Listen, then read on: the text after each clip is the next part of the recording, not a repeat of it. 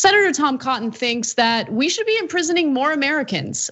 In a tweet where he had embedded a CNN article about increasing crime rates, he argued we have a major under-incarceration problem in America, and it's only getting worse. So before I address what the article he linked to says, let me just note that the prison population rate per capita is the highest in the United States. It doesn't even really come close. So the United States per capita imprisons or has imprisoned 639 people. Coming in at second is El Salvador at 572. Turkmenistan doesn't even imprison as many people per capita as the United States does. And even Cuba is lower on the list than the United States is. I mean, we've talked about incarceration rates in the United States many times, and part of what drives that is the privatized prison model. It's big business in the United States and has been big business since the 1980s, when the war on drugs was really accelerated under the Reagan administration. But with that said, Tom Cotton, like this guy, there's no real limit to how far Tom Cotton is willing to go with all of the like, let's use federal agents to crack skulls during Black Lives Matter protests. Let's imprison more people. Like, the fact that this guy is still in office blows my mind. Right, and he's not seriously addressing this problem.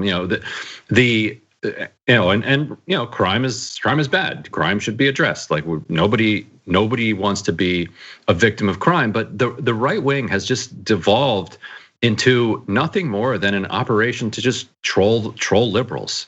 And if he or Ted Cruz can get dunked on by liberals or by the New York Times, they feel like they've had a successful day. It doesn't matter, whether they said something thoughtful or contributed to the civic discourse in any meaningful way.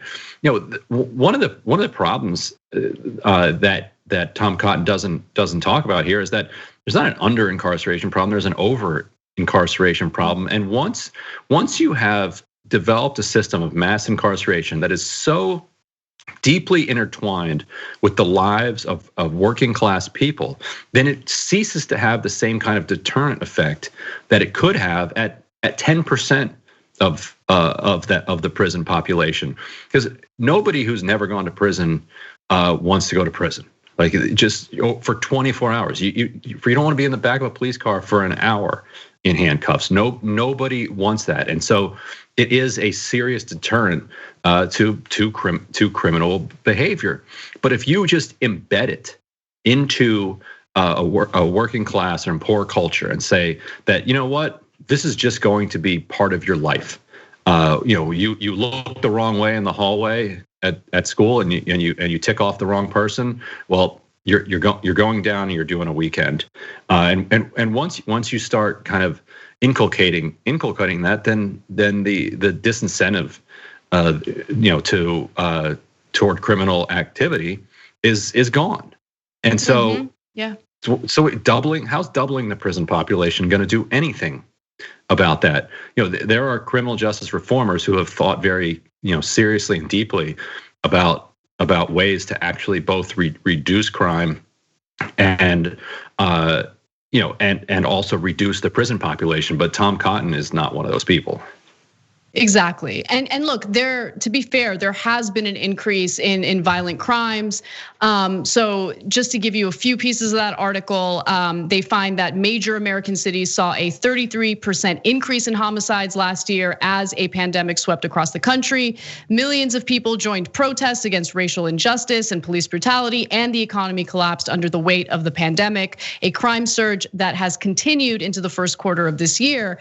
And so, they mention the protests because obviously police decided to focus all of their energy on the protesters as opposed to other crime that might have been happening in other parts of the city. And economic anxiety, poverty, those things are connected to increases in violent crime. Things like robberies, for instance, tend to increase. And just this inability to acknowledge that, I think, is a big problem, because like, people aren't just like, they're not born inherently evil, right? Like, crime isn't something that comes out of nowhere.